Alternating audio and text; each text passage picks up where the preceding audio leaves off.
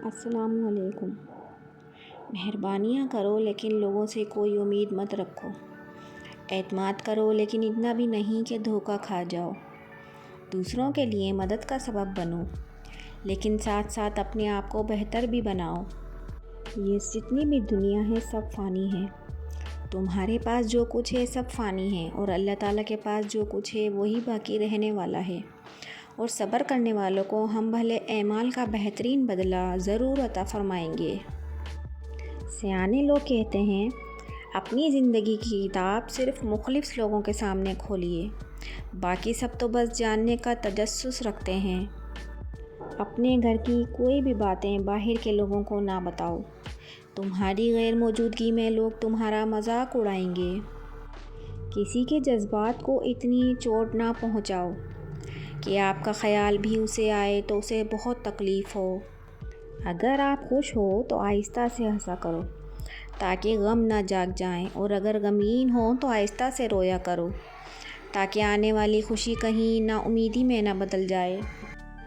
انسان کی لالچ کا پیالہ کبھی نہیں بھرتا، کیونکہ اس میں ناشکری کے سوراخ ہوتے ہیں جو اس کو بھرنے نہیں دیتے۔ اس جگہ مت جاؤ جہاں لوگ تمہیں برداشت کرتے ہوں، وہاں جاؤ جہاں لوگ تمہارا انتظار کرتے ہوں۔ زندگی میں ہمیشہ خوش رہو گے۔